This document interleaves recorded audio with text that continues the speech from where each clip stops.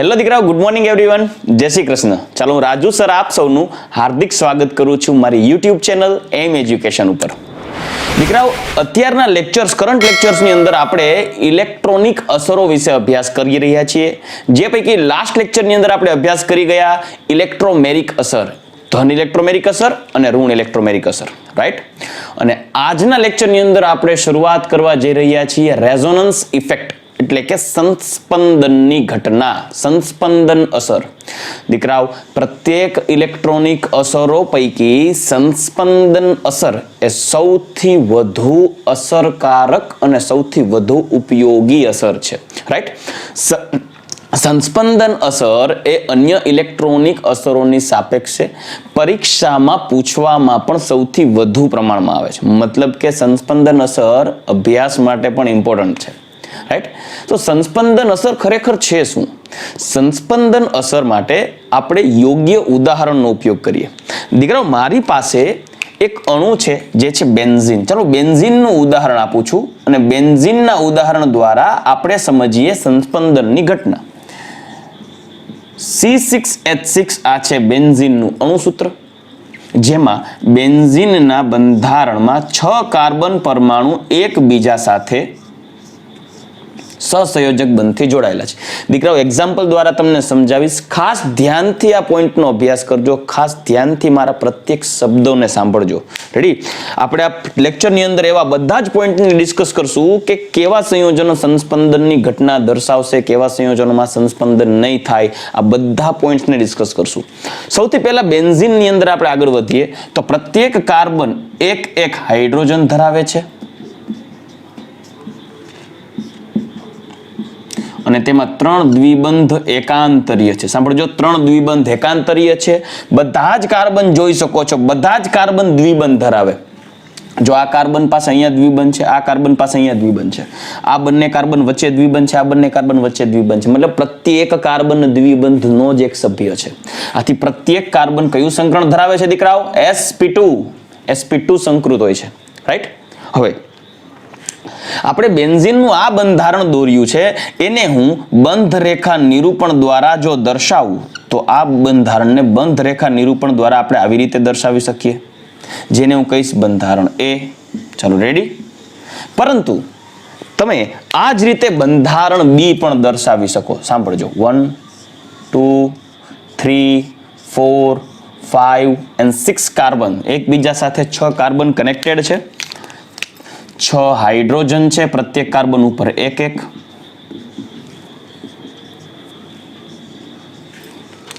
કોઈ એવું કહેશે કે સર તમે જો આ કાર્બનને નંબર આપીએ તો દીકરો આ કાર્બનને ધારો કે હું પ્રથમ નંબર આપું તો 2 3 4 5 અને 6. તો આ બંધારણ છે તેની અંદર આપણે દ્વિબંધ દોરેલા છે, 2 3 વચ્ચે, 4 અને 5 વચ્ચે અને 6 અને 1 વચ્ચે. મતલબ કાર્બનની સંખ્યા દર્શાવે છે. 1 અને 2 કાર્બન વચ્ચે સિંગલ બોન્ડ, 2 3 વચ્ચે ડબલ બોન્ડ, 4 5 વચ્ચે ડબલ બોન્ડ, 6 અને 1 વચ્ચે ડબલ બોન્ડ. પરંતુ ઘણા એવું કહેશે કે સર એવું નહીં, આપણે એક કામ કરીએ, પહેલા અને બીજા કાર્બન વચ્ચે દ્વિબંધ બતાવીએ, ત્રીજા ચોથા વચ્ચે, પાંચમા છઠ્ઠા વચ્ચે. તો એ કંઈ ખોટું નથી. બંધારણ તો બેન્ઝીનનું એ પણ કહી શકાય, 1 2 3 4 5 6. બેન્ઝીનના આ બંધારણને તમે આ રીતે બતાવી શકો છો બંધ રેખા નિરૂપણ દ્વારા. એકાંતરીય દ્વિબંધ, પ્રત્યેક કાર્બન પરમાણુ sp2 સંકૃત છે બેન્ઝીનમાં. આ બંધારણને કહીશ બંધારણ B.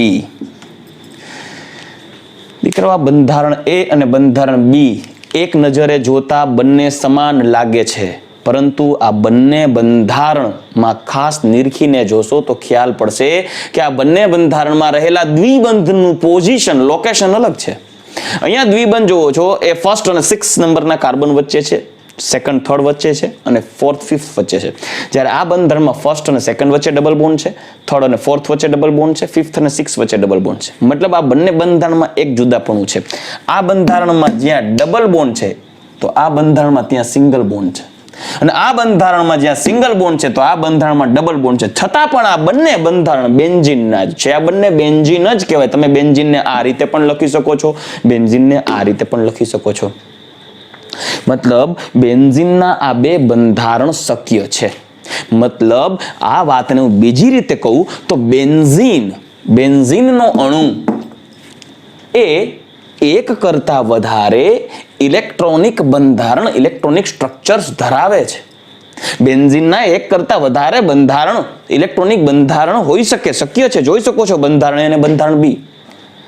પણ રિયાલિટી એવી છે કે વાસ્તવમાં બેન્ઝીનનું બંધારણ કેવું છે, વાસ્તવમાં બેન્ઝીન કેવું બંધારણ ધરાવે છે, આના વિશે ઓગસ્ટ કેક્યુલે નામના વ્યક્તિએ વાત કરેલી છે.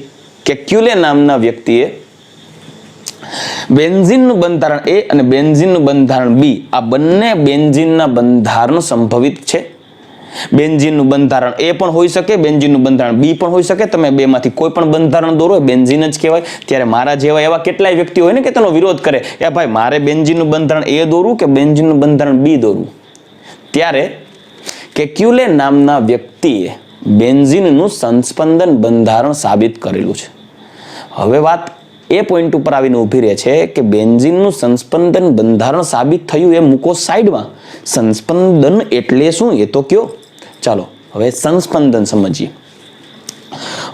sp2, sp3 અને sp સંકરણની જ્યારે આપણે ચર્ચા કરતા હતા ત્યારે આપણે યાદ હોય તો કાર્બન કાર્બન વચ્ચેની બંધ લંબાઈનું પણ ડિસ્કશન કરી ગયા કે જ્યારે કાર્બન કાર્બન વચ્ચે આલ્કેનમાં સિંગલ બોન્ડ હતો ત્યારે કાર્બન કાર્બન વચ્ચેની બંધ લંબાઈ હતી 154 pm, 154 pm.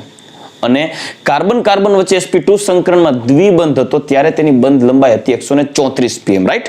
એટલે સૈદ્ધાંતિક રીતે જો વિચારીને, સૈદ્ધાંતિક રીતે સાંભળજો દીકરાઓ ખાસ, સૈદ્ધાંતિક રીતે વિચારીને, થિયોરિટિકલી, તો કાર્બન કાર્બન સિંગલ બોન્ડની બોન્ડ લેન્થ હોવી જોઈએ 154 pm અને કાર્બન કાર્બન ડબલ બોન્ડની બોન્ડ લેન્થ હોવી જોઈએ 134 pm.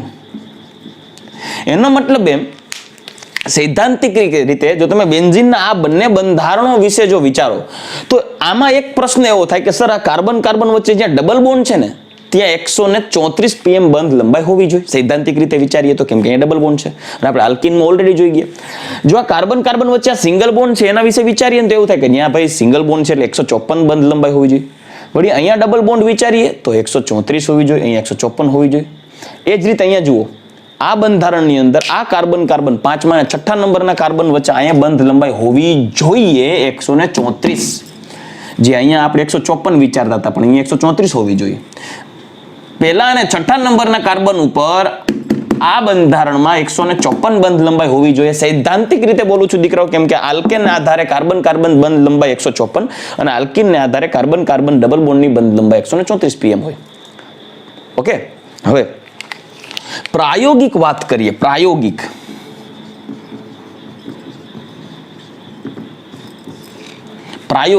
થિયોરિટિકલી, સૈદ્ધાંતિક છે ને આપણે થિયોરિટિકલી કહી શકાય, જ્યારે આને પ્રેક્ટિકલી કહી શકાય. તો પ્રેક્ટિકલી કાર્બન કાર્બન બંધ લંબાઈ બેન્ઝીનમાં કેટલી છે તો યાદ રાખજો, પ્રાયોગિક રીતે જ્યારે પ્રયોગ દ્વારા સ્પેક્ટ્રોમીટરનો ઉપયોગ કરી અને પ્રત્યેક કાર્બન કાર્બન વચ્ચેની બંધ લંબાઈ માપવામાં આવે છે તો ખાસ કાન ખોલીને સાંભળજો, પ્રત્યેક કાર્બન કાર્બન વચ્ચે બંધ લંબાઈ 139 pm 139 pm છે બેન્ઝીનમાં. મતલબ કે બેન્ઝીનમાં પ્રાયોગિક રીતે કાર્બન કાર્બન બંધ લંબાઈ 139 pm છે. હવે આ આંકડો જોવો 139 pm, નથી 154 જેવો કે નથી 134 જેવો. એનો મતલબ એમ કે આ સ્ટ્રક્ચર જોતા એવું લાગે કે સર સ્ટ્રક્ચર ઉપરથી એવું જજમેન્ટ નથી આવી શકતું કે કાર્બન કાર્બન વચ્ચે બંધ લંબાઈ 139 કઈ રીતે આવે છે. જો આપણને એમ થાય કે આ બંધ લંબાઈ જે દ્વિબંધ છે તો 134 હોવી જોઈએ, પણ પ્રાયોગિક રીતે એવું જાણવા મળ્યું કે આ 139 pm છે.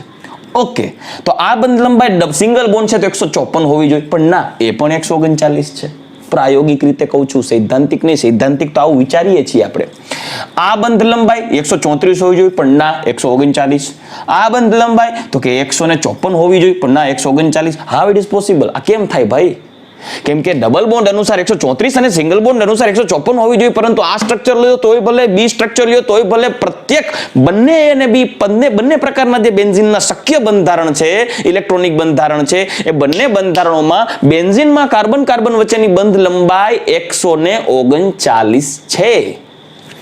તો શું આ બંધારણ A અને બંધારણ B બેન્ઝીનની આ બંધ લંબાઈ, એટલે કે એનો ગુણધર્મ થયો બંધ લંબાઈ, શું આ બેન્ઝીનની બંધ લંબાઈ 139 છે એ આ બેન્ઝીનના બંને ઇલેક્ટ્રોનિક બંધારણ જોઈને તમે સાબિત કરી શકો? નહીં, તમે ના સાબિત કરી શકો. કેમ કે કોઈ વ્યક્તિ જોઈન તો કહી જ નહીં શકે કે આ ડબલ બોન્ડ અને સિંગલ બોન્ડને આધારે બધી બંધ લંબાઈ 139 કઈ રીતે ડિસાઈડ કરવી.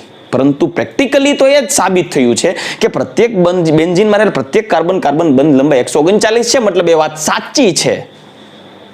પરંતુ બેન્ઝીનનું એ ગુણધર્મ બેન્ઝીનના આ બંને ઇલેક્ટ્રોનિક બંધારણ સાબિત કરી શકતું નથી. આ તો બેન્ઝીનનું ઉદાહરણ દીધું છે દીકરા. આવા તો કેટલાય કાર્બનિક સંયોજનો છે કે જેમાં સંસ્પંદન થાય, મતલબ એવા ઘણા કાર્બનિક સંયોજનો શક્ય છે કે જેના એક કરતા વધુ ઇલેક્ટ્રોનિક બંધારણો, આ બેન્ઝીનની જેમ એક કરતા વધુ ઇલેક્ટ્રોનિક બંધારણો ધરાવતા હોય, અને એ કાર્બનિક સંયોજનોના આવી રીતે બધા જ ગુણધર્મો તેના ઇલેક્ટ્રોનિક બંધારણો દ્વારા સાબિત કરી શકાતા નથી. મતલબ એના બંધારણો જોઈ અને તેના ગુણધર્મો આવા છે એવું ડિસાઈડ ન કરી શકાય. આથી પરિણામી કોઈ એવું મધ્યસ્થી બંધારણ દર્શાવવું પડે, આ બંનેનું કોઈ એવું મધ્યસ્થી બંધારણ કાલ્પનિક રીતે વિચારીને બનાવવું પડે, દર્શાવવું પડે કે જે બંધારણ આ બેન્ઝીનના પ્રાયોગિક પરિણામોને, એના ગુણધર્મોને સાબિત કરી શકતો હોય. સમજો છો ને હું શું કહું છું? હું એમ કહું છું કે જો આ બંને બંધારણો બેન્ઝીનના જે સાચા છે, કેક્યુલે સાબિતી આપી દીધી છે, હું એના વિશે વાત કરીશ તમને. આ બંને બંધારણો બેન્ઝીનના જ બંધારણો છે, છતાં પણ આ બંને જે ઇલેક્ટ્રોનિક બંધારણો છે બેન્ઝીનના, એ બેન્ઝીનના પ્રત્યેક ગુણધર્મોને સાબિત કરી શકતું નથી. આથી તમારે આ બંને બંધારણોની વચ્ચેનું કોઈ એવું મધ્યસ્થી બંધારણ દોરવું પડશે કે જે બંધારણ એ બેન્ઝીનના આવા પ્રાયોગિક મૂલ્યો ધરાવતા ગુણધર્મોને સાબિત કરી શકે ને રિપ્રેઝેન્ટ કરી શકે. રેડી? તો એ જે બંધારણ દોરવામાં આવશે ને, એને તેનું સંસ્પંદન બંધારણ કહેવાય. દીકરાઓ, હું શુક્રવારને મધ્યસ્થી બોલું છું, તમે સાંભળજો. આ બેન્ઝીનની બંધ લંબાઈ 139 છે ને, એ બેન્ઝીનની બંધ લંબાઈ 139, 154 કરતા નાની અને 134 કરતા વધુ, એટલે કે બંનેની વચ્ચે છે. મતલબ કુછ તો ગડબડ હે દયા, જેમ CID માં કે ને ઓલી ACP પ્રદ્યુમન, કુછ તો ગડબડ હે દયા. ના બંધારણમાં કાંઈક તો એવો ખેલ છે કે જેને કારણે પ્રાયોગિક બંધ લંબાઈ સૈદ્ધાંતિક કરતા અલગ પડે છે. આ વાત ઓગસ્ટ કેક્યુલે નામના વ્યક્તિના માઇન્ડમાં નાખવામાં આવી લોકો દ્વારા કે ભાઈ એવું શું કરવાને છે ભાઈ. મતલબ બેન્ઝીનનું બંધારણ A અને બેન્ઝીનનું બંધારણ B, આ બંને જો શક્ય હોય તો આ બે પૈકી આપણે કયું બંધારણ દર્શાવવાનું? જો આ જ બંધારણ સ્થાયી રહેતું હોય, સ્ટેબલ હોય, તો આ બંધ લંબાઈ 139 કઈ રીતે? ત્યારે આ વાતને રજૂ કરવા માટે ઓગસ્ટ કેક્યુલે 1-2 દિવસ નહીં, વર્ષો સુધી એને સાબિત કરવાનો સમય લઈ, અને જેને કહેવાય ને દીકરાઓ કે જેના વિશે આપણે આખો દિવસ વિચારતા હોઈએ, જે બાબતને આપણે આખો દિવસ આપણા મગજમાં લઈને ફરતા હોય ને, રાત્રે સપનામાં પણ એનો જ વિચાર આવે. આમાં અડધા વિદ્યાર્થીઓને તો જો મોઢા ઉપર સ્માઇલ આવી જાય. ભાઈ, હું જે વિચાર કરું છું એ આ બાબતની કોઈ ઇમ્પોર્ટન્ટ ભણવાને લગતી વાતની જ વાત કરું છું. હું વાત કરું છું કે માનો કે આવતીકાલે બોર્ડનું પેપર છે, માનો કે કેમેસ્ટ્રીનું પેપર છે, તો આજે રાત્રે સપનામાં કેમેસ્ટ્રીના સૂત્રો આવે. હું કેમેસ્ટ્રીના સૂત્રો સપનામાં આવે એની વાત કરું છું. તમે જેની વાત વિચારો છો એવું સપનાની વાત નથી કરતો. તો વાત ટૂંકમાં એવી છે કે તમે સતત જેના વિશે વિચાર કરો સપનામાં, એ જરૂર આવે. રાઈટ? હવે કેક્યુલે છે ને, એ પોતે આના વિશે વિચારતો હતો કે ભાઈ મારે બેન્ઝીનનું બંધારણ A અને બેન્ઝીનનું બંધારણ B, આ બંને બંધારણોને બદલે મારે એવું ત્રીજું બંધારણ કયું દર્શાવવું, કે મારે એવું તે કયું બેન્ઝીનનું બંધારણ આપવું કે જે A અને B બંનેને રિપ્રેઝેન્ટ પણ કરે અને બેન્ઝીનના પ્રાયોગિક પરિણામને સાબિત કરે. ત્યારે કેક્યુલે દીકરા એવું કીધું હતું, જે કેક્યુલે વિશેની જે લખાણ છે એ લખાણ એની બુક જ્યારે તમે વાંચો ત્યારે તમને ખ્યાલ પડશે, આવા સાયન્સની રેડ ત્યારે એની અંદર લખેલું છે કે કેક્યુલે પહેલા જ કીધું હતું કે બેન્ઝીનનું બંધારણ એ અને બંધારણ બી સતત એકબીજામાં રૂપાંતરણ પામે છે, જેને કહેવાય ઇન્ટરકન્વર્ટિબલ. મતલબ બંધારણ એ અને બંધારણ બી એ એકબીજામાં સતત રૂપાંતરણ પામે છે. મતલબ જેને કહેવાય ને કે બંધારણ એ ત્વરિત બંધારણ બી માં અને બંધારણ બી ત્વરિત બંધારણ એ માં રૂપાંતરણ પામે. રૂપાંતરણ પામે ઇન ધ સેન્સ કે આ બંધારણ સ્થાયી ન રહેતા ત્વરિત બંધારણ બી માં અને બંધારણ બી સ્થાયી ન રહેતા સાયમલ્ટેનિયસલી એટલે કે ત્વરિત બંધારણ એ માં રૂપાંતર થાય. દીકરાઓ, આ પ્રોસેસ બંધારણ એક અને બંધારણ બી માં રૂપાંતરણ થવાની જે આ પ્રોસેસ છે એ એટલી સ્પીડમાં થાય કે તમે એ અને બી બંધારણ પારખી ન શકો, એટલી સ્પીડમાં થાય. પરિણામે જેવું બંધારણ એ બને અને માનો કે અહીંયા બંધ લંબાઈ 134 આવવાની તૈયારી થાય અને અહીંયા બંધ લંબાઈ 154 આવવી જોઈએ, પણ જેવું બંધારણ એ બને અને આ 134 કે 154 ન થાય એની પહેલા ફટાફટ બેન્ઝીનનું બંધારણ એ બંધારણ બી માં રૂપાંતર થઈ જાય. એટલે બી માં રૂપાંતર થઈ જાય ત્યારે અહીંયા ડબલ બોન્ડ આવી જાય ને અહીંયા સિંગલ બોન્ડ આવી જાય. સિંગલ બોન્ડ આવી જાય તો અહીંયા 134 થવાનો વેત નહોતો આવ્યો, ત્યાં 154 થવા માટે રેડી થવું પડશે અને અહીંયા 154 થવાની તૈયારી નહોતી બતાવી, ત્યાં 134 થવું પડશે.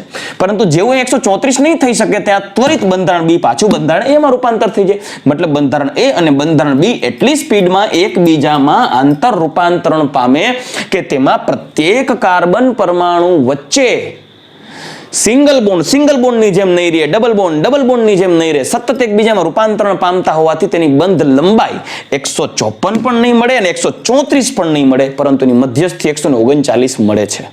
આ એને સાબિત કરી દીધી છે એની વાત કે ભાઈ પ્રાયોગિક પુરાવા આવું મળવાનું કારણ બંનેમાં થતું એકબીજામાં સતત રૂપાંતરણ છે. પરંતુ એની આ વાતને આધારે બેન્ઝીનમાં 139 બંધ લંબાઈ પીએમ છે એ સાબિત કરી શકાય, પરંતુ એવું સ્ટ્રક્ચર એને બતાવવું પડે કે સ્ટ્રક્ચર જોઈને લોકો કહી શકે કે હા વાત સાચી છે ભાઈ, એમાં બંધ લંબાઈ 139 હોવી જોઈએ. રેડી? આથી સતત એ વિશે વિચારતો હતો ત્યારે એને એક રાત્રે સપનું આવ્યું. સપનામાં એવું હતું, એક નાનકડું સાપનું બચ્ચું નાનકડું. સપને તો સપને હોતે હે ભાઈ, સપના ગમે એવા આવે. નાનકડું સાપનું બચ્ચું પોતાની પૂંછડી ગળકી જવા માટે, એટલે પોતે જ પોતાની પૂંછડીને ગળકી જવા માટે પ્રયત્ન કરતો હતો. હવે વિચારો કે સાપનું બચ્ચું છે પોતે જ પોતાની પૂંછડી ગળકી જવા પ્રયત્ન કરે એટલે કેવું થાય કે ભાઈ સાપનું બચ્ચું છે પોતાની જ પૂંછડીને ગળકવા માટે પ્રયત્ન કરતો હોય, બરાબર, તો આ પૂંછડીને પોતે ગળકવા માટે આમ બેન્ડ વળશે. પરંતુ એ સાપનું બચ્ચું કદમાં નાનું હોવાથી જેવું આમ પૂંછડીને ગળકવા માટે પ્રયત્ન કરે એટલે બંને વચ્ચે થોડો ડિસ્ટન્સ રહી જાય. એટલે સાપને એવું થતું હતું કે પૂંછડી જાય છે ક્યાં, એટલે સાપ શું કરે, સ્પીડમાં એની પાછળ દોડે.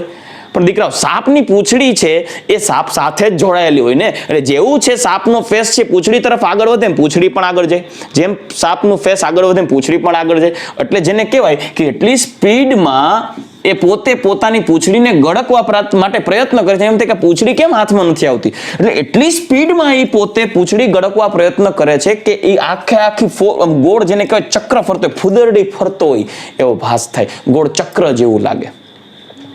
સવારે ઉઠી અને કેક્યુલે બેન્ઝીનનું ત્રીજું બંધારણ સાબિત કરી દીધું, મધ્યસ્થી બંધારણ. અને બેન્ઝીનનું આ મધ્યસ્થી બંધારણ એને કેવી રીતે દર્શાવ્યું? સિંગલ બોન્ડ સી 154 pm અને C double bond C 134 pm, જેને બેન્ઝીનનું ત્રીજું સંસ્પંદન બંધારણ સી મધ્યસ્થી બંધારણ આવું દર્શાવ્યું. ખાસ જોજો દીકરો, જેને બંધારણ સી બેન્ઝીનનું આધુનિક સંસ્પંદન બંધારણ.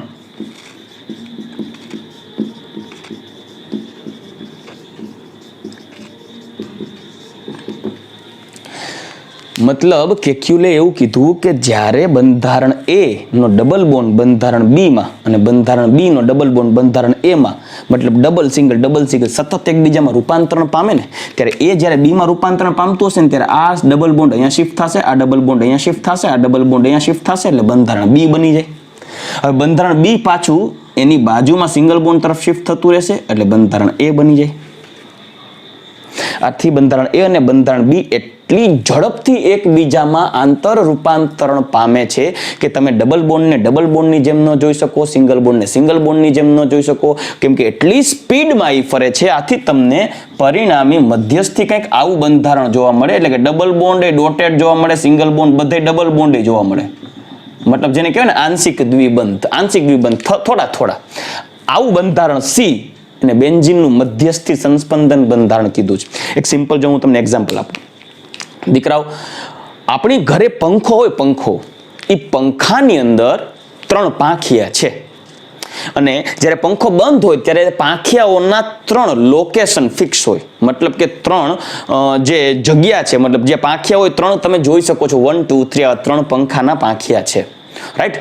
હવે જ્યારે એ ફેન ફેરવો તમે, મતલબ પંખો ફરે 5 ઉપર રાખજો ફૂલ સ્પીડમાં, ત્યારે તમે જોજો આપણે જાણીએ છીએ કે પંખામાં 3 પાંખિયા છે, પરંતુ જ્યારે ફરતો હોય ત્યારે એકબીજાના સ્થાન લઈ લેતા હોય. મતલબ એક પાંખિયું ફરીને આ સાઈડ આવે, બીજું ઓલી સાઈડ જાય અને એટલી સ્પીડમાં એકબીજાના સ્થાન ઉપર વિસ્થાનીકરણ પામીને એટલી સ્પીડમાં ફરતા હોય કે તમે તે 3 પાંખિયાઓના સ્થાનને જજ કરવાને બદલે તમને એવું થશે કે પંખાની ફરતે ગોળ પ્લેટ રહેલી છે. એટલી સ્પીડમાં પાંખિયા ફરતા હોય, તમે જાણો જ છો કે એમાં 3 જ પાંખિયા છે, છતાંય તમે એમાં હાથ નાખજો, નહીં નાખો. આંગળી કપાવાની બીક લાગે. કેમ કે જ્યારે પંખો ફરતો હશે ત્યારે તમે જોશો ત્યારે તમને એમ જ થશે કે વચ્ચે જે સ્પીયર છે, ગોળ છે, એની ફરતે તમને ગોળ પ્લેટ જ દેખાશે. એટલી સ્પીડમાં પાંખિયા ફરતા હોય, એટલી સ્પીડમાં એકબીજાનું સ્થાન ધારણ કરીને ગોળ ફરતા હોય ને કે તમે એને જજ ન કરી શકો. તમને એમ જ થાય કે આ ગોળ પ્લેટ છે. એક સિમ્પલ બીજું એક એક્ઝામ્પલ આપું. મારી પાસે એક ડબલ બોન્ડ અહીંયા છે, બરાબર. હવે એ ડબલ બોન્ડ અને અહીંયા છે સિંગલ બોન્ડ. હવે એ ડબલ બોન્ડ બંધારણમાં એક જગ્યાએથી બીજી જગ્યાએ વિસ્થાનીકરણ પામે. હવે આ જે વિસ્થાનીકરણ પામે ત્યારે આટલી ધીમી સ્પીડમાં વિસ્થાનીકૃત થાય છે ને, ત્યારે તમે એને જજ કરી શકો છો, પોઝિશન તમે ડિસાઈડ કરી શકો છો કે ડબલ બોન્ડ અહીંયા છે. હવે ડબલ બોન્ડ છે રાઈટ સાઈડ જાય છે, વળી left side, right side, left right, left right, left right. એટલી સ્પીડમાં જ્યારે આને ફેરવવામાં આવે તો સ્પીડને આધારે તમે જજ નહીં કરી શકો કે ડબલ બોન્ડ ક્યાં છે. મતલબ જ્યારે આનું સ્પીડમાં રોટેટ કરું ત્યારે માનો કે આ A અને આ B પોઈન્ટ ઉપર ડબલ બોન્ડ છે, રાઈટ. હવે એ જ વસ્તુ આ ડબલ બોન્ડ અહીંયા આવે અને એકદમ સ્પીડમાં જ્યારે રોટેટ થતું, એકદમ સ્પીડમાં જ્યારે આ ફરે, ત્યારે તમે જોશો તો ખ્યાલ પડશે કે એટલી સ્પીડમાં એકબીજામાં આંતર રૂપાંતરણ થાય. મેં તમને પહેલા જ કીધું કે એટલી સ્પીડમાં એકબીજામાં આંતર રૂપાંતરણ થશે કે જેને કારણે તમને પરિણામી મધ્યસ્થી બંધારણ કંઈક આવું જોવા મળશે. A B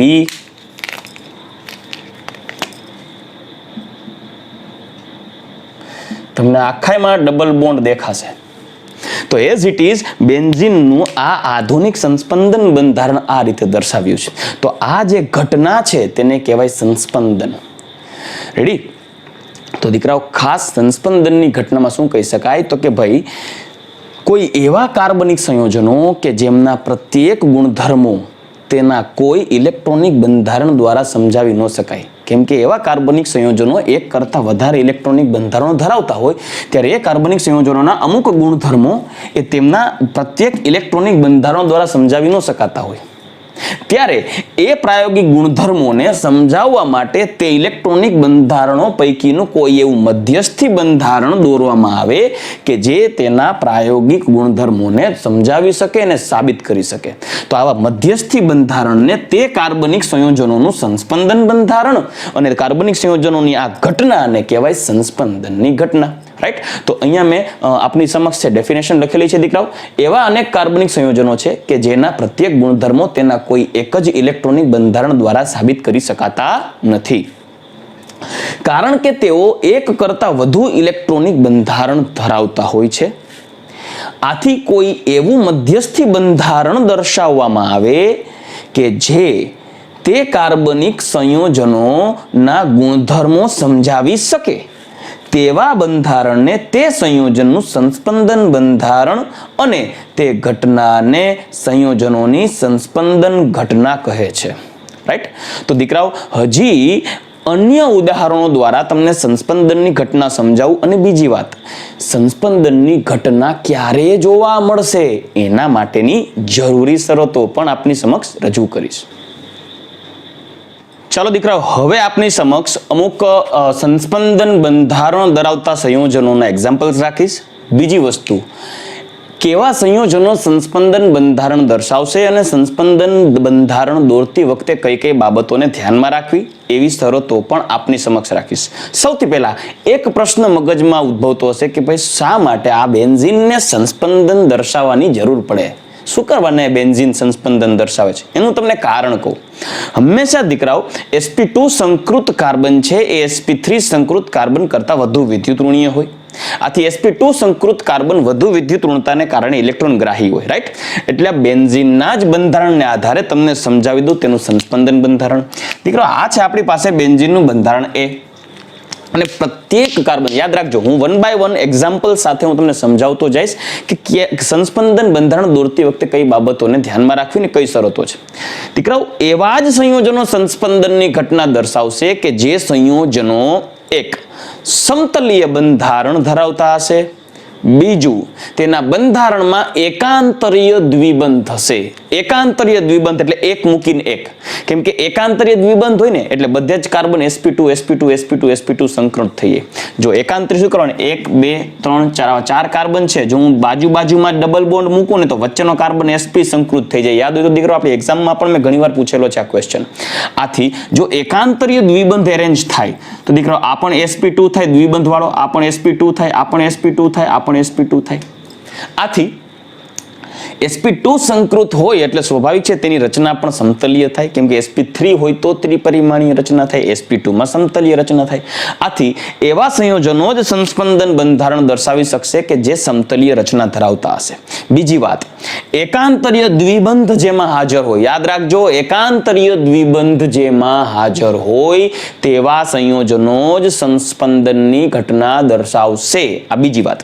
ત્રીજી વાત, સંસ્પંદનની ઘટના દર્શાવતા સંયોજનોમાં ખાસ યાદ રાખજો, એટલા કાર્બન સુધી જ સંસ્પંદનની ઘટના આગળ વધશે કે જેટલા કાર્બન sp2 સંકૃત હોય. મતલબ સંસ્પંદનની ઘટનામાં ભાગ લેતા પ્રત્યેક કાર્બન પરમાણુ sp2 સંકૃત જ હોય. sp3 સંકૃત કાર્બન સંકરણમાં ભાગ લઈ શકતો નથી, રાઈટ? આ બાબત ખાસ યાદ રાખજો. ફટાફટ રિવાઇઝ કરું છું, હજી આગળના પોઈન્ટ પણ ડિસ્કસ કરીશ, પણ જેટલું જરૂર છે એ પ્રમાણે મેં આ પોઈન્ટને આધારે કહી દીધું. પહેલો સમતલીય બંધારણ, બીજું બધા જ કાર્બન sp2, ત્રીજું એકાંતરીય દ્વિબંધ. એકાંતરીય દ્વિબંધ. ચાલો હવે પહેલો પોઈન્ટ, આ બંધારણમાં પ્રત્યેક કાર્બન પરમાણુ sp2 જ છે. પ્રત્યેક કાર્બન પરમાણુ sp2 છે. 1 2 3 4 5 6. ચલો, 6 કાર્બન sp2 સંકૃત છે. હવે sp2 સંકૃત કાર્બન હોય ને દીકરાઓ, એ વિદ્યુત ઋણીય હોય એટલે શું કરે, એની આજુબાજુમાંથી ઇલેક્ટ્રોનને ગ્રહણ કરવા પ્રયત્ન કરતો હોય. હવે આ બંધારણ જો કાર્બન જેમાં પાઈ બંધ, આ છે પાઈ બંધ, આ કાર્બન sp2 જ છે. આથી sp2 સંકૃત કાર્બન તેની બાજુના કાર્બનના પાઈબંધને પોતાની તરફ, એની પાસે પણ પાઈબંધ છે હો, છતાં તે વિદ્યુત ઋણીય હોવાથી બાજુવાળાને હળી કરશે. એ ભાઈ તારા પાઈબંધ દે ને, મારે ઇલેક્ટ્રોનની જરૂર છે. હવે બાજુવાળા પાસેથી ઇલેક્ટ્રોન ખેંચતો હોય તો સ્વાભાવિક છે બાજુવાળો એ જ ઇલેક્ટ્રોન યુગ્મને દાન કરશે ને કે જે બંધ સરળતાથી તૂટી શકે એમ હોય. આથી આ કાર્બન શું કરશે, આ બાજુના કાર્બનના પાઈબંધને પોતાની તરફ આકર્ષે, અહીંયા ડબલ બોન્ડ બની જાય. તો સામે આ કાર્બન પણ જોજો, અહીંયા ડબલ બોન્ડ બની ગયો તો આ કાર્બન જો, આ કાર્બન પણ sp2 જ છે. આથી શું કરશે, આ sp2 આના પાઈ બોન્ડને ખેંચતો હશે. હવે આ કાર્બનનો પાઈ બોન્ડ અહીંયા શિફ્ટ થાય છે તો આ કાર્બનનો વાક થોડી છે, એ પણ શું કરશે, આ બેન્ઝીનના ડબલ બોન્ડને પોતાની તરફ આકર્ષે. પરિણામે તમે જોઈ શકો છો ડબલ બોન્ડની પોઝિશન બદલી ગઈ, લોકેશન બદલી ગયું. આથી હવે નવું બંધારણ કંઈક આવું સર્જાશે. જો 1 6 કાર્બન્સ આપણે અરેન્જ કરશું, 4 5 6, બધા જ કાર્બન ઉપર એક એક હાઇડ્રોજન છે. હવે સંસ્પંદનની ઘટનાને કારણે પાઈ ઇલેક્ટ્રોન આકર્ષાઈ જતા હોવાને કારણે, જેને કહેવાય ને પાઈ ઇલેક્ટ્રોનનું વિસ્થાનીકરણ થવાને કારણે ડીલોકેલાઇઝેશન, ડી મતલબ દૂર થવું, લોકેલાઇઝેશન વર્ડ આવે લોકાલિટી એટલે સ્થાન. આપણે કહીએ ને ક્યાં લોકલ કયું છે તમારું સ્થાન, એટલે આપણે ક્યાંના લોકલ છે, એમ કે હું જામનગરનો લોકલ એટલે હું જામનગરનો મૂળ નિવાસી. એ જ રીતે આ પ્રત્યેક ઇલેક્ટ્રોન પોતાની લોકાલિટી ગુમાવે છે. જે સ્થાન હતું એને બદલે પોતાનું સ્થાન બદલી ગયું. જો અહીંયા ડબલ બોન્ડ આવી ગયો, આ ડબલ બોન્ડ છે, આ કાર્બન બે કાર્બન વચ્ચે શિફ્ટ થઈ ગયો, આ ડબલ બોન્ડ અહીંયા શિફ્ટ થઈ ગયો, તો આ બંધારણ થઈ ગયું બી. જો પણ બંધારણ બી માં પણ ક્યાં હક છે, કેમ કે હવે બધા જ કાર્બન sp2 જ છે, એટલે આ પ્રોસેસ તો કન્ટિન્યુ જ આગળ વધશે. આ sp2 જ છે, આ કાર્બન પણ sp2 જ છે, આ કાર્બન sp2 જ છે, આ પણ sp2, પ્રત્યેક કાર્બન sp2. અને જ્યાં સુધી કાર્બન sp2 હશે, જ્યાં સુધી કાર્બન કાર્બન ડબલ બોન્ડ એકાંતરીય હશે, ત્યાં સુધી આ ઘટના કન્ટિન્યુ ચાલુ રહેશે. આથી હવે જો આ કાર્બન sp2 છે તો એ બાજુના પાઈ બોન્ડને પોતાની તરફ આકર્ષે, આ કાર્બન sp2 છે તો આ પાઈ બોન્ડને પોતાની તરફ આકર્ષે, આ કાર્બન sp2 છે તો આ પાઈ બોન્ડને ખેંચે, તો પરિણામે બંધારણ A માં પાછું રૂપાંતરણ થાય, એટલે બંધારણ A અને બંધારણ B સતત એકબીજામાં રૂપાંતરણ થશે. આથી પરિણામે આપણે આ બંનેનું તમે જોઈ શકશો, ખ્યાલ પડશે કે ડબલ બોન્ડ પોતાના સ્થાને સ્થાયી નથી રહી શકતો, સિંગલ બોન્ડ સ્થાયી નથી રહી શકતો. સિંગલ બોન્ડ ત્વરિત ડબલ બોન્ડમાં રૂપાંતર થાય અને ડબલ બોન્ડ ત્વરિત સિંગલ બોન્ડમાં રૂપાંતર થાય. જો આથી બંધારણ A અને બંધારણ B સતત એકબીજામાં રૂપાંતરણ થતો હોવાથી તેનું મધ્યસ્થી બંધારણ કંઈક આવું દોરી શકાય.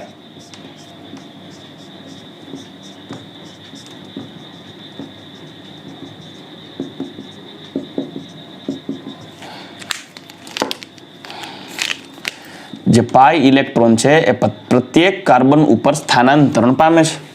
આ બંધારણ થઈ ગયું C, જે બેન્ઝીનનું સંસ્પંદન બંધારણ. રાઈટ. આ જ મુદ્દાને હજી એક એક્ઝામ્પલ દ્વારા સમજાવું. ધારી લો કે દીકરાઓ મારી પાસે એક સંયોજન છે CH2 double bond CH single bond CH double bond CH single bond CH2 plus. ચાલો રાઈટ. તો હવે આ સંયોજન આ કાર્બોકેટાયન છે. આ કાર્બોકેટાયન આ પોતે કયો છે? sp2 સંકૃત. આ sp2, આ sp2, આ sp2, આ sp2 બધા જ sp2 સંકૃત કાર્બન છે. સળંગ જોઈ શકો છો આવા એક્ઝામ્પલમાં. દીકરાઓ કોઈ પણ સંયોજન ઉદાહરણ MCQ સામે આવે અને ત્યારે તમારે જેવું જોવું હોય કે શું આ સંયોજન સંસ્પંદન બંધારણ ધરાવશે કે નહીં, ભલે એ પછી કેટાયન હોય કે ન્યુટ્રલ હોય, ત્યારે તમારે એક જ બાબતને પકડીને ચાલવાની કે એની શૃંખલા હોય તો ભલે ને ચક્ર હોય તો ભલે, એટલા જ કાર્બન સંસ્પંદનમાં ભાગ લેશે કે જેટલા કાર્બન sp2 સંકૃત હોય. આથી આ પ્રત્યેક કાર્બન જો sp2 સંકૃત છે. બીજી વસ્તુ એકાંતરીય ડબલ બોન્ડ હોવો જોઈએ. તો જો સિંગલ ડબલ એકાંતરીય ડબલ બોન્ડ પણ છે. હવે સંસ્પંદનની ઘટનાને આગળ વધારીએ, 1 by 1 સ્ટેપ બાય સ્ટેપ આગળ લેતા જશું. તો દીકરો આ જુઓ, આ કાર્બન ઉપર પોઝિટિવ ચાર્જ છે, sp2 સંકરણ છે, એટલે ઇલેક્ટ્રોનને ખેંચતો હશે પોતાની તરફ, અને ઇલેક્ટ્રોનને ખેંચતો હશે તો આ કાર્બન પાસેથી ઇલેક્ટ્રોનને ગ્રહણ કરતો હોય. આથી શું કરશે? આ કાર્બન પોતાનો પાઈ બોન્ડ છે વિસ્થાનીકૃત કરશે. જો મેં પહેલા જ લખી દીધું છે, પાઈ બંધના વિસ્થાનીકરણથી પાઈ બોન્ડ સતત ચલિત થાય, બાજુના કાર્બન ઉપર ખેંચાઈ ગયો. હવે આ પાઈ બોન્ડ છે અહીંયા શિફ્ટ થઈ જાય તો અહીંયા ડબલ બોન્ડ રચાય, જ્યારે આ કાર્બન ઉપર ઇલેક્ટ્રોનની ઉણપ સર્જાય એટલે અહીંયા પોઝિટિવ ચાર્જ આવશે. તો અહીંયા કંઈક નવી રચના થઈ. જુઓ, આ બંધારણ 1 છે. હવે નવું બંધારણ બનાવશે CH2 double bond CH single bond CH single bond CH double bond CH2. અહીંયા ડબલ બોન્ડ નવો બની ગયો. હું આ ડબલ બોન્ડને થોડાક રેડ માર્કરથી નોટેડ કરું અને અહીંયા સર્જાશે પોઝિટિવ ચાર્જ. બંધારણ બીજું. હવે શું થશે કે હવે આ બીજા બંધારણમાં આ કાર્બન ઉપર sp2 જ છે, હજી sp2 સંકરણ જ છે ભાઈ. રેડી. આથી આ બાજુના sp2 સંકૃત કાર્બનના પાઈ બોન્ડને પોતાની તરફ આકર્ષે અને એક નવું સંસ્પંદન રચાશે બંધારણ CH2. અહીંયાથી પાઈ બોન્ડ શિફ્ટ થઈ ગયો બાજુના કાર્બન ઉપર ને CH double bond CH single bond CH double bond CH2. જે નવો પાઈ બોન્ડ રચાણો છે હું રેડ કલરથી દર્શાવીશ અને અહીંયા પોઝિટિવ ચાર્જ ડેવલપ થયો. તો બંધારણ થઈ ગયો 3. આ બંધારણ 1, બંધારણ 2 અને બંધારણ 3. આ ત્રણેય બંધારણ એકબીજાના સંસ્પંદન બંધારણ છે, જેમાં પહેલું અને ત્રીજું જોવો. પેલું ને ત્રીજું એક સમાન લાગે, ફરક કેટલો છે, પાઈ બોન્ડ છે આગળ આગળ વિસ્થાનીકરણ પામે, ધનભાર છે આમનો ખસતો જાય છે. જુઓ ધનભાર સતત પહેલા કાર્બન ઉપરથી બીજી અહીંયા ત્રીજા કાર્બન ઉપર આવી ગયો, પછી સીધા છેલ્લા કાર્બન ઉપર આવી ગયો, પાંચમા કાર્બન ઉપર. મતલબ યાદ કરો કાર્બોકેટાયનની સ્થાયીતાનું મૂળભૂત કારણ શું હતું? કાર્બોકેટાયન ત્યારે જ સ્થાયી બને કે જ્યારે તેનો ધનભાર વહેંચાયેલો હોય. જેમ ધનભાર વહેંચાય તેમ સ્થાયીતા વધે. તો આમાં શું થયું જોવો તો, પેલા ધનભાર અહીંયા હતો, પછી અહીંયા આવી ગયો, પછી અહીંયા આવી ગયો, મતલબ ધનભાર આખા સ્ટ્રક્ચરમાં. વળી પાછું શું થશે? હજી રેઝોનન્સ કઈ હક નહીં લે. હજી રેઝોનન્સ છે, આ પોઝિટિવ ચાર્જ છે તો અહીંયા ખેંચાઈ જશે, એટલે અહીંયા પ્લસ ચાર્જ આવશે, આ સ્ટ્રક્ચર પાછું આવશે. વળી આ પાઈ બોન્ડ છે અહીંયા શિફ્ટ થઈ જશે, પાછું અહીંયા આવશે, એટલે અહીંયા પ્લસ ચાર્જ આવી જશે. આ પાઈ બોન્ડ જ્યારે અહીંયા પાછો ખેંચાઈ જાય તો અહીંયા શિફ્ટ થઈ જાય, એટલે વળી પાછું આ સ્ટ્રક્ચર બને. વળી પાછું પાઈ બોન્ડ આગળ શિફ્ટ થશે તો બીજા નંબરનું, પછી ત્રીજા નંબરનું, એટલે ક્રમશઃ 1 2 3 સ્ટ્રક્ચર નંબર 1 2 અને 3 એકબીજામાં આંતર રૂપાંતરણ પામતા હોય. આને કારણે આ બંધારણનો જે ધનભાર છે એ આખા સ્ટ્રક્ચર ઉપર વિસ્થાનીકૃત થયેલો હોય, ડિલોકેલાઇઝ થયેલો હોય, સતત ફર્યા રાખતો હોય. આને કારણે આ કાર્બોકેટાયન સ્થાયી બને. આથી કોઈ પણ સંયોજન સંસ્પંદનને કારણે સ્થાયીતા પ્રાપ્ત કરી શકે. જેમાં સંસ્પંદન વધુ થાય તે સંયોજનમાં સ્થાયીતા વધારે હોય, રાઈટ. પણ સ્થાયી સંસ્પંદનને કારણે સ્થાયીતાનો કોન્સેપ્ટ હજી આપણે આગળ વધશું, આપણે આગળ એના વિશે આપણે ડિસ્કશન કરશું કે ક્યારે કોઈ પણ સંયોજનના સંસ્પંદન બંધારણ સ્થાયીતા કેવી રીતે રજૂ કરે. સૌથી પહેલા આપણે એ શીખવું પડે કે કોઈ પણ સંયોજન સંસ્પંદન ક્યારે બતાવશે. તો પહેલો આ બે ઉદાહરણને આધારે તમે સમજી શકશો. કયા બે પોઈન્ટને ધ્યાનમાં રાખશું?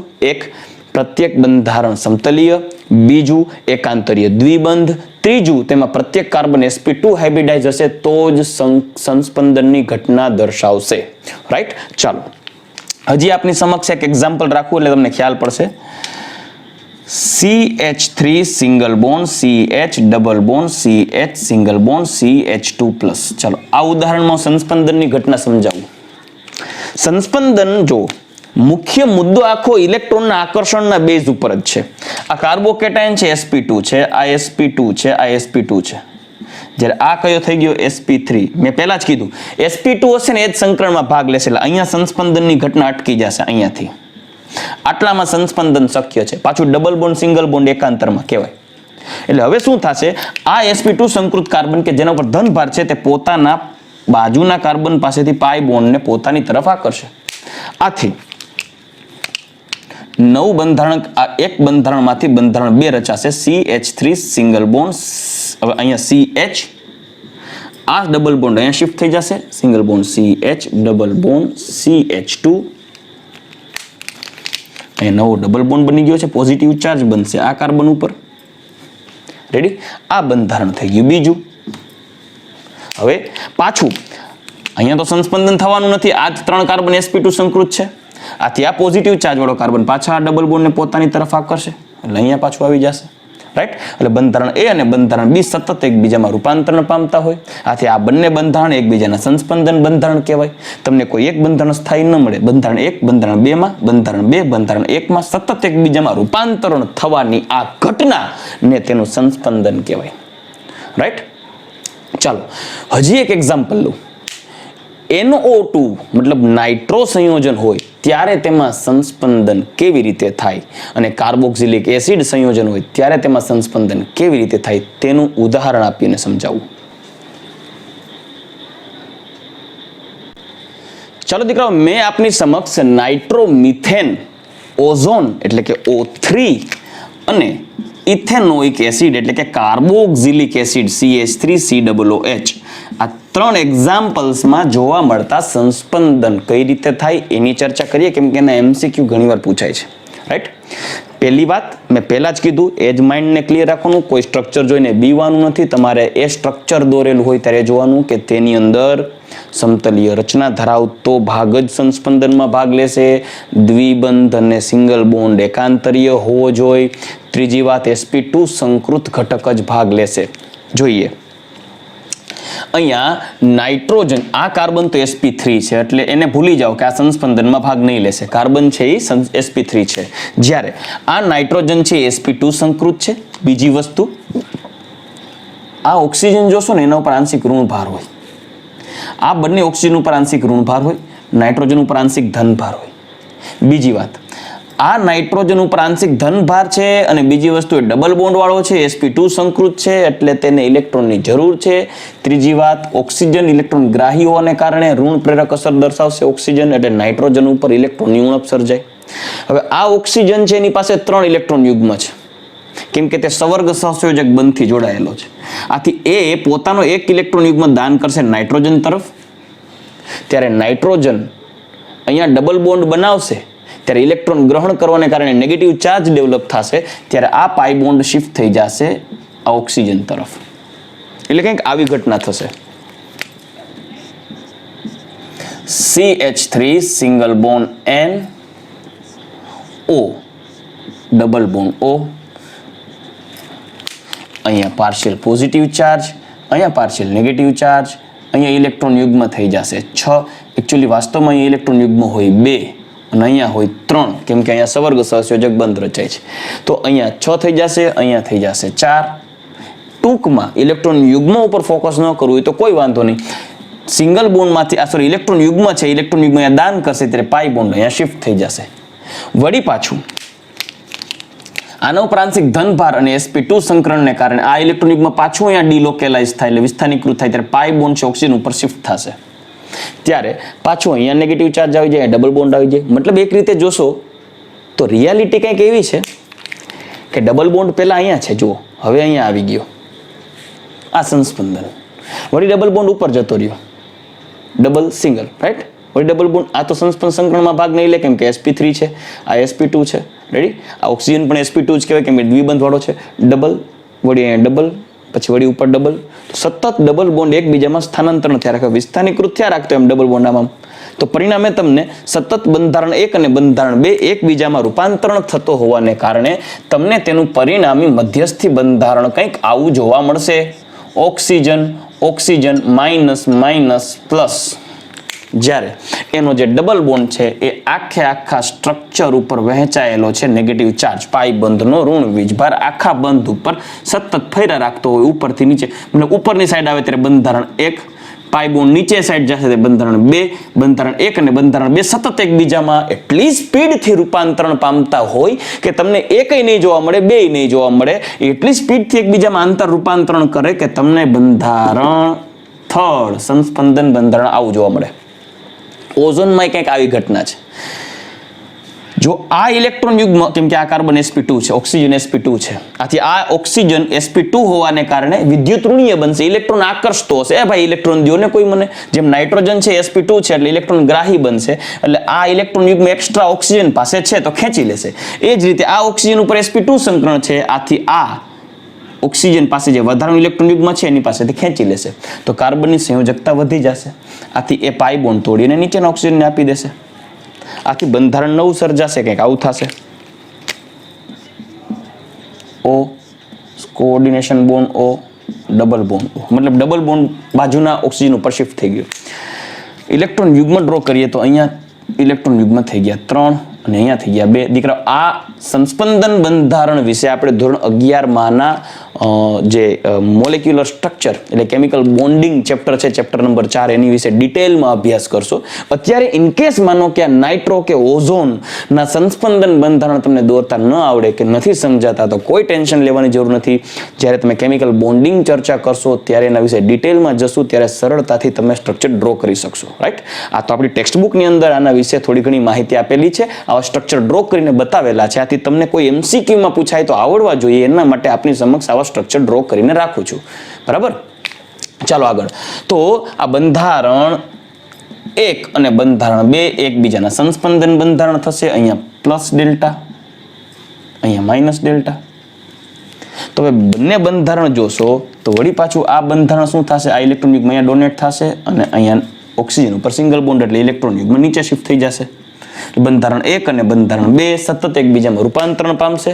આથી પરિણામે તેનું સંસ્પંદન બંધારણ જોવા મળશે. O ઓક્સિજન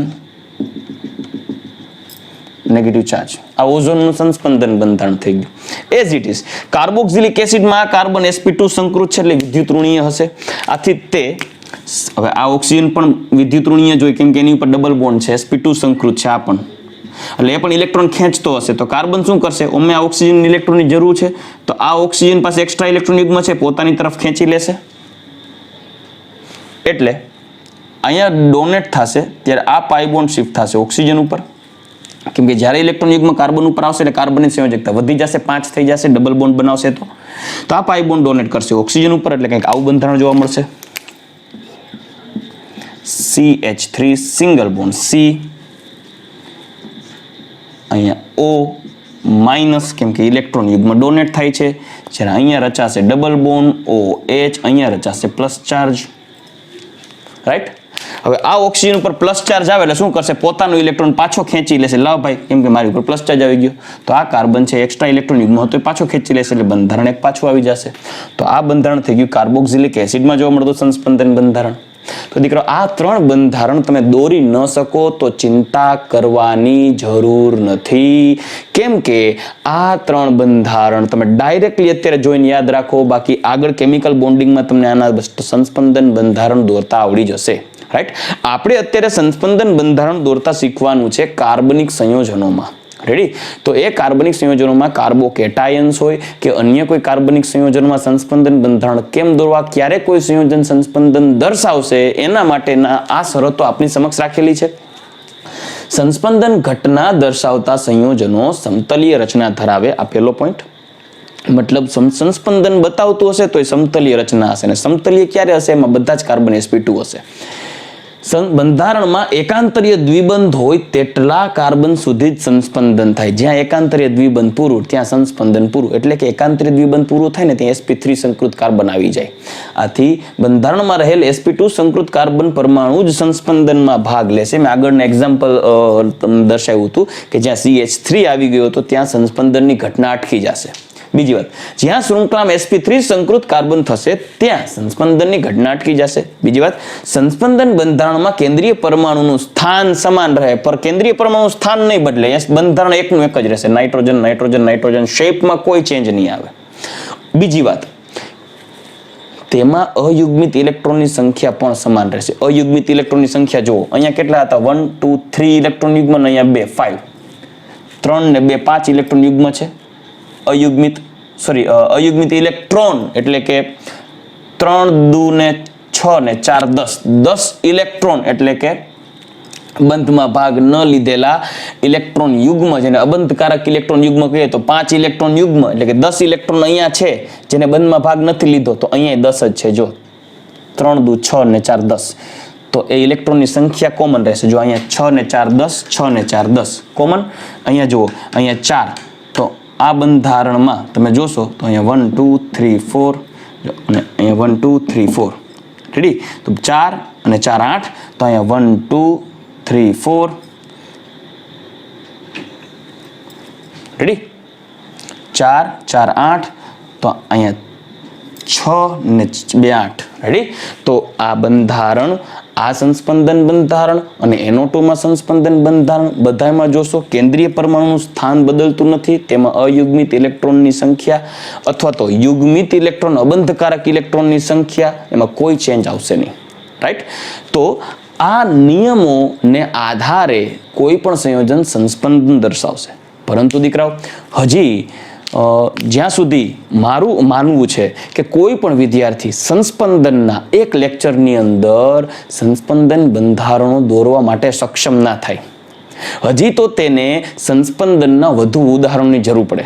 આથી દીકરા આપણે નેક્સ્ટ લેક્ચરની અંદર એવા કેટલા બધા સંયોજનોના એક્ઝામ્પલ્સ લેશું કે જેની અંદર તમને સંસ્પંદન બંધારણ કઈ રીતે દોરવા એમનો ખ્યાલ મળે.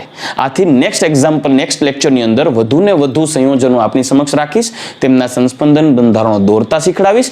ત્યારબાદ કોઈ પણ સંસ્પંદન બંધારણને આધારે કેવા સંયોજનોની સ્થાયીતા વધારે અને કેવા સંયોજનોની સ્થાયીતા ઓછી તેની શરતો આપની સમક્ષ રજૂ કરીશ, અને ત્યારબાદ ચર્ચા કરશું સંસ્પંદનના પ્રકાર, પોઝિટિવ રેઝોનન્સ અને નેગેટિવ રેઝોનન્સ ઇફેક્ટ. દીકરાઓ, આ રેઝોનન્સ ઇફેક્ટને મેસોમેરિક ઇફેક્ટ તરીકે પણ ઓળખી શકાય છે. રાઈટ. તો ચાલો દીકરાઓ, હવે આપણે આગળના આ અધૂરા પોઈન્ટને નેક્સ્ટ લેક્ચરમાં પૂર્ણ કરશું. ત્યાં સુધી રજા લઉં. ગુડ બાય, ટેક કેર, જય શ્રી કૃષ્ણ.